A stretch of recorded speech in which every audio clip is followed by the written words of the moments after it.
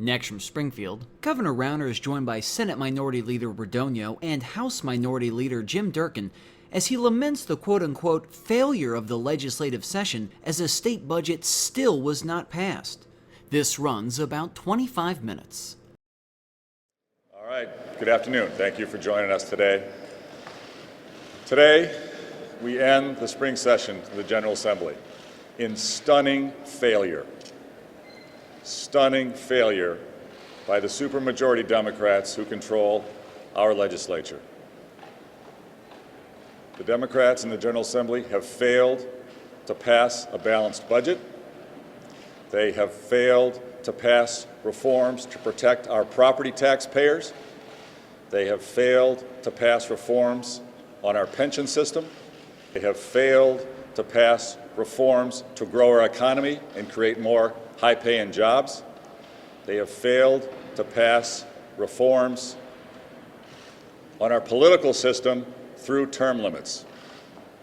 Stunning failure, again. Speaker Madigan's Democrats have controlled our General Assembly for more than 30 years. Speaker Madigan's Democrats have controlled spending in our state government for more than 30 years. Under the Democrats' control, we have the highest deficits, the highest debt, the highest unfunded pensions of any state in America. Under Speaker Madigan's Democrats, we have the highest unemployment rate of any state in America. Under Speaker Madigan's Democrats, we have the highest property taxes of any state in America. Under Democratic control, we lead the nation in people leaving the great state of Illinois. We have to change direction. We must fundamentally reform our government so it works for the people again. And we have got to stop spending money that we don't have. We have got to stop the deficit spending. Now. We have to stop it now. The budget that the Democrats passed is $7.5 billion out of balance. To pay for that budget would require our income tax to increase to 5.5%, a massive income tax hike to pay for this unbalanced budget. The Democrats know that the people of Illinois, the small business owners, the job creators of Illinois don't want a massive tax hike. So they're not being honest. They're not talking about the tax hike. They just want to appropriate the spending, let our unpaid bills pile up, and then, after the general election in November, put in the massive income tax hike. That is their intent. President Cullerton was pretty candid about it, that they don't want to take any reform votes now, don't want to take any difficult votes now, wait until after the general election. That is wrong. We have tried in good faith to work with the Democrats for the past year through our working groups on a bipartisan basis to come up with reforms so we can get a truly balanced budget, grow our economy, and protect our taxpayers. We were making significant progress in recent months, significant progress. Members of both political parties in private were negotiating in good faith to come up with compromises on spending levels, on new revenues, and on reforms to grow our economy and protect our taxpayers.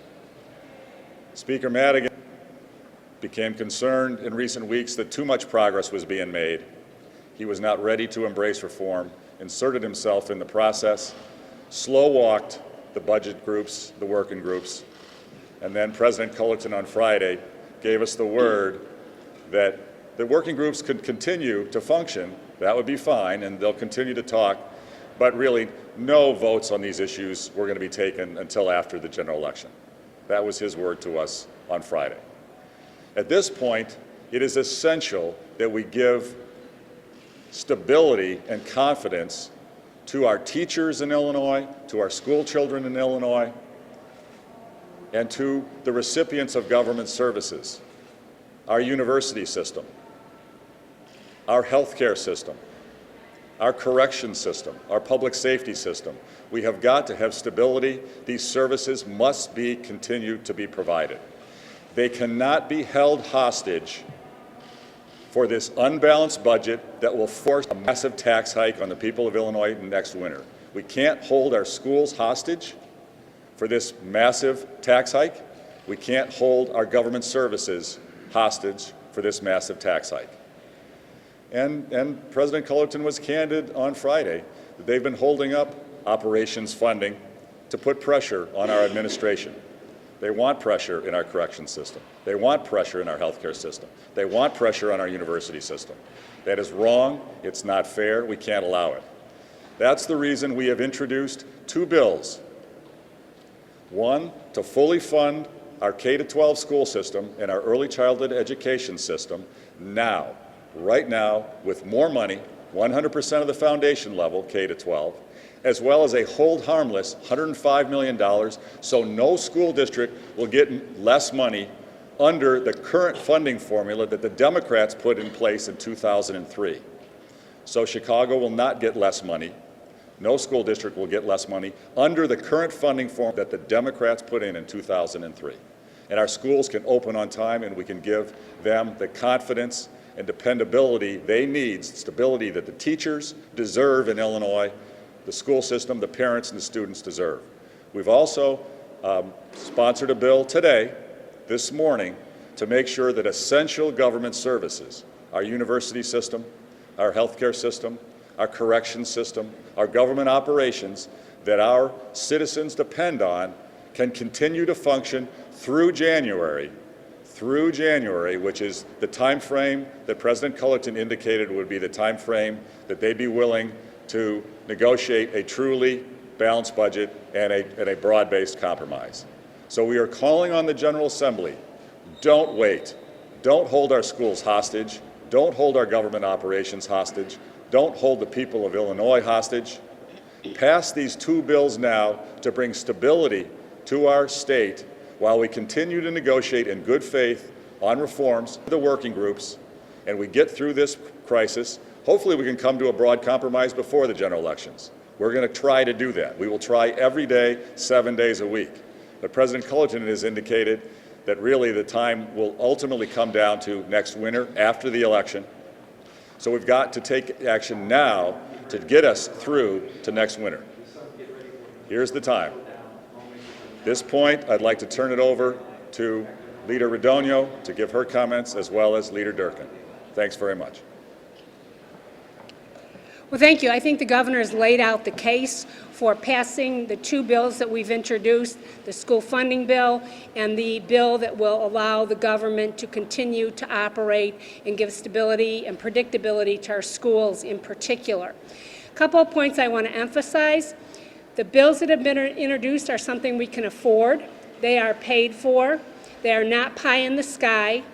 And secondly, both of those bills can be passed tonight before midnight.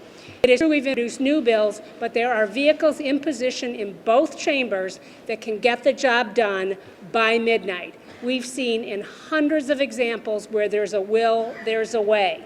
So if the Democrats want to pass these things rather than continue the brinksmanship, it is something that in fact can be done and needs to be done. What I fear is that the Democrats are looking at Christmas in July, using the brinksmanship and the school children of Illinois in order to up the ante. Oh, fine, we'll give you a little bit of money to keep the prisons open, but we need a lot more in this area, a lot more in that area that we can't afford.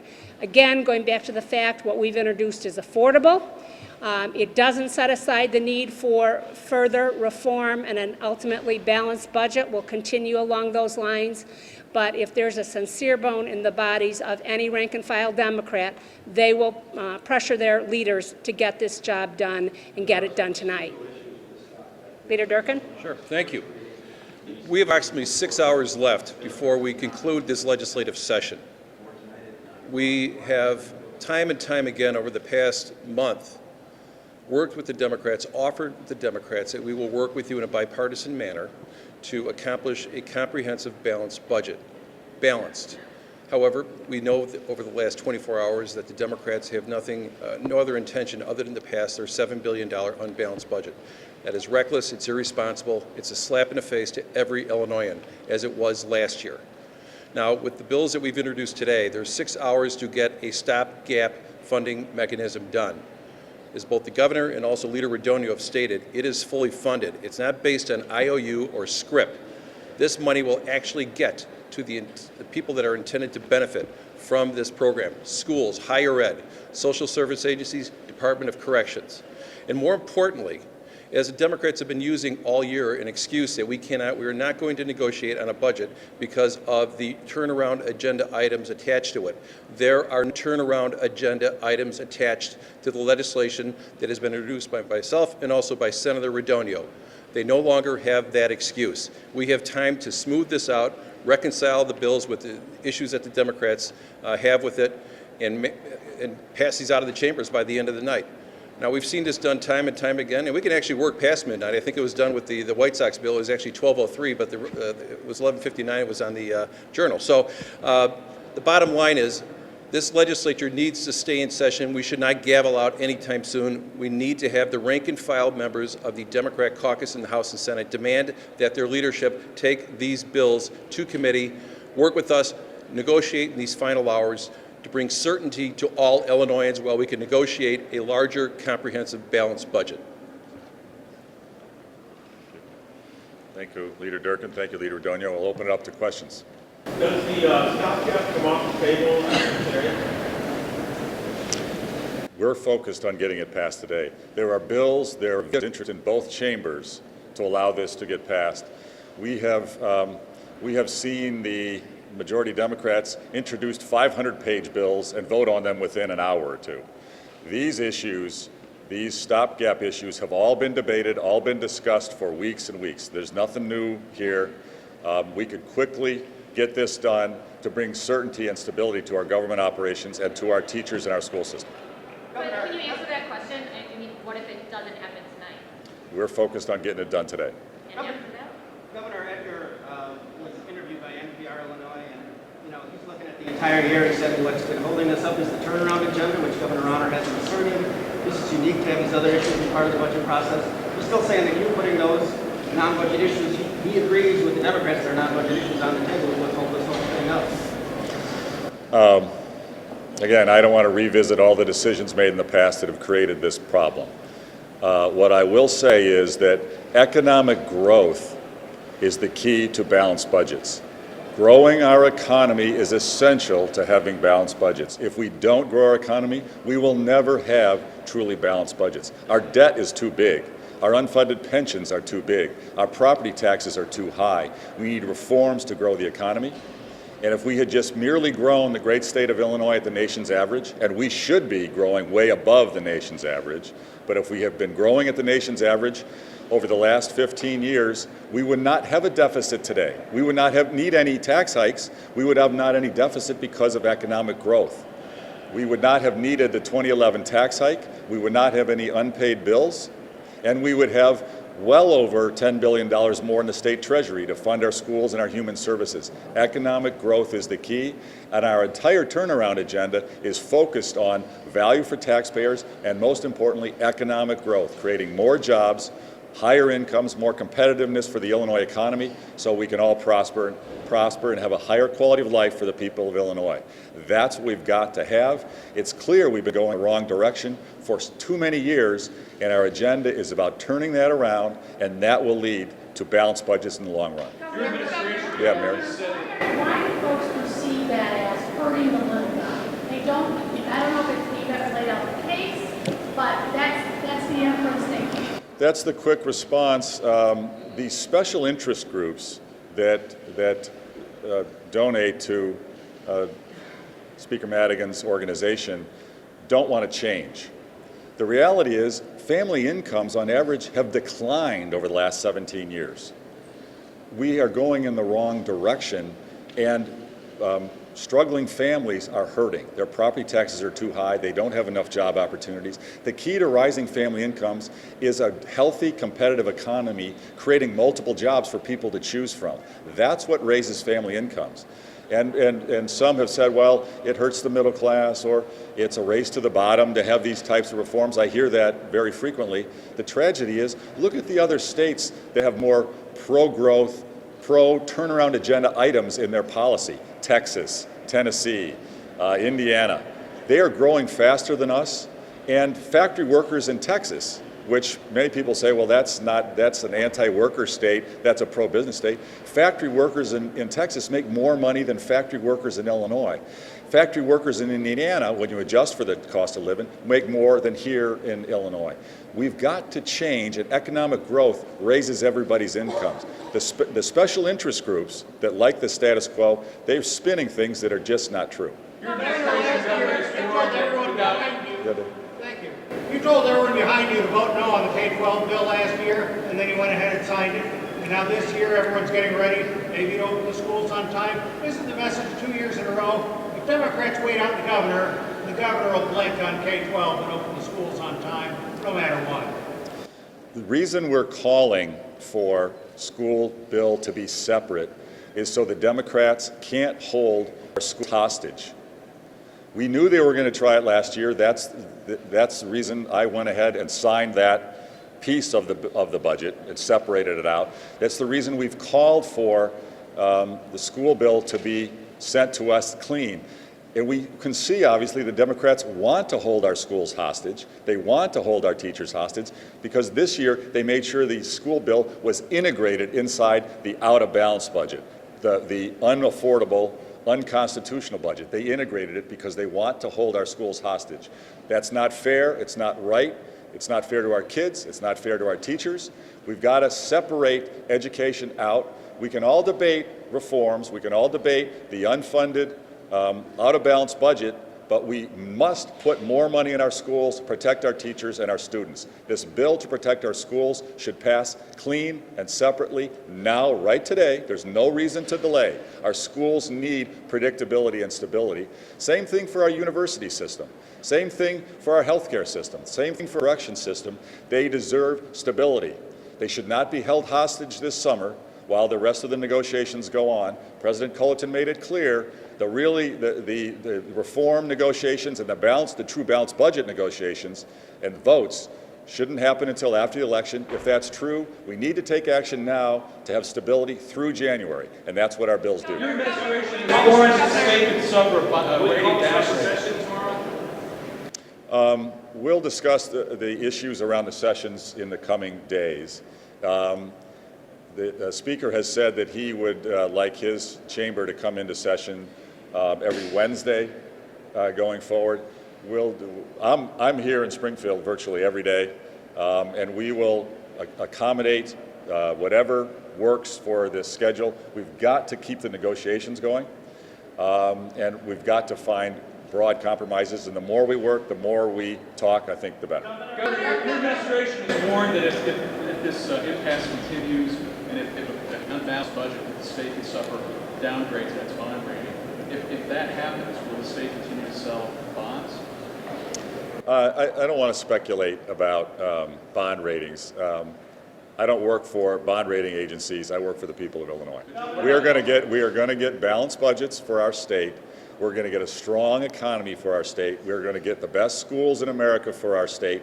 We're going to protect our property taxpayers who are being crushed by too high property taxes. We're going to bring them down over time. And we're going to end the corruption and conflicts of interest in our government by getting term limits on the elected officials. These are issues we will never give up on, and it's what's necessary for the people to have a better life.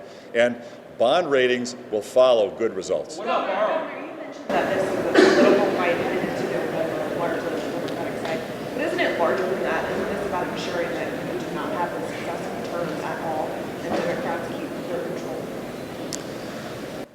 I can't speculate about the Democrats' motivations. The Democratic Party has been in control spending in our state, as I've said, for decades. You can see where it's gotten us. Debt, deficits, unemployment, brutally high taxes, massive corruption. We have to change direction. The people of Illinois deserve so much better. We've got the best people in America. Our people in Illinois deserve so much better. Governor, Democrats, you started your speech saying Democrats fail, the Democrats fail. It's been 11 months. Do you take any responsibility for the fact that we have to have a budget. Do you take responsibility for any part of this failure? You are one now. Absolutely. You know what? I will always veto dramatically out of balance budgets. We have to stop doing this. The Democrats have spent our state into the toilet for 30 years. We're like a banana republic. We can't manage our money, and employers don't have any confidence in us. They won't come here if we can't get our act together and balance our budgets. I will always veto unbalanced budgets. I will not sign one, and I will not sign a tax increase unless we have pro-growth, pro-investment reforms, and we have property tax protection for our homeowners and our small business owners. I've been clear about that. Last question. Governor, social service agencies say the stopgap doesn't do enough, especially those that have been waiting since last July. That they're starting to look through it. It's something that was just dropped, and from what they can gather, it's not going to do anything to really fix it. I don't think that's the case. The agencies that we've talked with would be pleased with this. It has a 2016 fix for appropriations for social service agencies from last year, and it funds essential services, our universities, healthcare, corrections, government operations that the people of Illinois depend on. It gets us till January after the election, which is what the president has indicated is the time frame that he'd be ready to take some of the votes necessary to get a truly balanced budget. Thanks very much, everybody. Appreciate it. You're watching the Illinois Channel, an independent nonprofit corporation formed to provide gavel-to-gavel coverage of Illinois state government and other public affairs events taking place across Illinois.